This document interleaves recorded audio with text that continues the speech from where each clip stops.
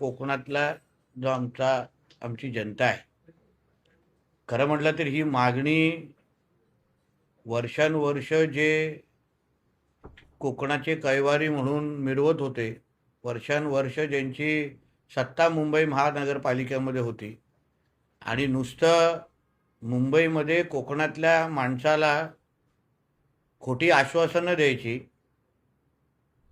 खोटे स्वप्न दाखवायचे. एका बाजूला जेवढी काळजी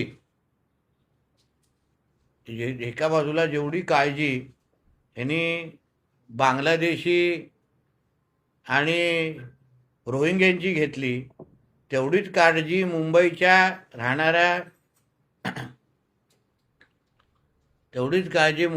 राहणाऱ्या कोकणातल्या माणसाची घेतली असती तर आता आज अशा पद्धतीची वेगळी मागणी करण्याची वेळच आली नसती.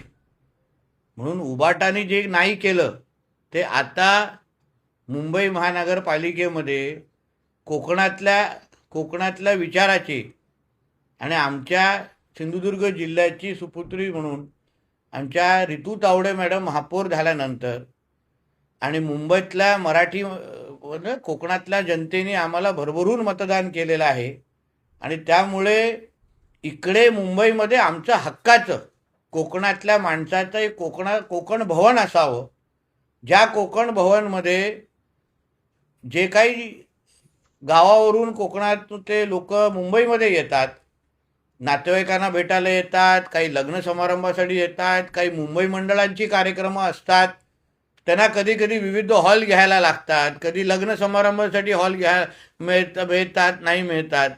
आम्हाला मालवणी जत्रा उत्सव घ्यायचे असतात, त्याच्यासाठी कधी कधी आपण विविध ग्राउंड आम्ही मालवणी जत्रा उत्सवासाठी घेतो. म्हणून वर्षानुवर्ष ज्या मुंबईतल्या राहणाऱ्या कोकणातल्या जनतेसाठी एक हक्काची वास्तू मुंबईमध्ये असावी, ह्या बाबतीत चर्चा माझी स्वतः रितू तावडे मॅडमची जेव्हा मी पहिल्यांदा वर्षा बंगल्यावर आदरणीय मुख्यमंत्र्यांच्या इथे भेटलो होतो तेव्हाही त्यांना मी हा विषय सांगितला होता. मी कमिशनर गगराडीजींशी पण ह्या बाबतीमध्ये मी चर्चा केलेली आहे आणि म्हणून आता जेव्हा आमच्या मुंबई महानगरपालिकेवर आमची महायुतीची सत्ता आहे, जिथे महापौर उपमहापौर दोघंही कोकणातले आहेत, बहुसंख्य लोकप्रतिनिधी पण कोकणातले आहेत आणि म्हणून आमच्या मुंबईमध्ये हक्काचं कोकण भवन कोकणातल्या जनतेसाठी असावं, जेणेकरून उद्या तिथे डबल वाऱ्या होतील, उद्या तिथे दशावतार नाटकाचे शो होतील, उद्या कोकणाच्या संदर्भात काही पर्यटनाच्या दृष्टिकोनातून कार्यक्रम होऊ शकतात. आमच्या कोकणातली जी मुलं मुली इथे मुंबईमध्ये राहतात त्यांच्यासाठी अशा 10-15 खोल्या तिथे बनवायच्या, ते लोक शिक्षणासाठी विविध गोष्टीसाठी ते मुलं येऊन राहू शकतात. असं सगळ्यासाठी एक कोकणाचं हक्काचं भवन मुंबईमध्ये असावं, या दृष्टिकोनातून मी ती मागणी मुंबईच्या महापौरांकडे केलेली आहे. सर, दुसरीकडे सातत्याने कोकणी माणसांच्या मतांसाठी राजकारण झालं, मात्र कधीही ठोस अशी पावलं उचलली गेली नव्हती. मला काय वाटतं, या भवनाच्या माध्यमातून वेगवेगळी जी कारणं आहेत, त्याच्यामध्ये वैद्यकीय कारण असेल किंवा खाद्य संस्कृती असेल कोकणाची, ती पुन्हा एकदा मुंबईमध्ये रुजायला सुरुवात होईल. निश्चित पद्धतीने मुंबईतला राहणारा जो मराठी माणसामध्ये 70 ते 80% कोकणातला माणूस आहे. आज मंत्रालयापासून विधानसभापासून प्रत्येक क्षेत्रामध्ये मुंबईमध्ये राहणारा कोकणातल्या माणसाचं फार मोठं योगदान आहे.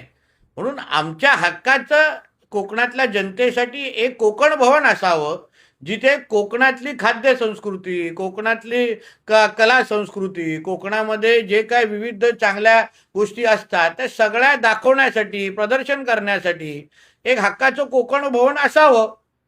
जे पहिलंच झालं पाहिजे होतं, पण ठीक आहे, शेवटी पायगुणांचा विषय असतो. भारतीय जनता पक्ष आणि महायुतीचं चांगलं पायगुण म्हणून आज आम्ही मुंबईमध्येच्या जनतेने आम्हाला निवडून दिलेलं आहे. म्हणून आमच्या कारकिर्दीमध्ये आमच्या हक्काचं एक कोकण भवन उभारावं, या दृष्टिकोनातून मी पहिलं पत्र लिहिलेलं आहे आणि त्या बाबतीमध्ये होईपर्यंत पूर्ण पद्धतीने पाठपुरावा मी करणार आहे.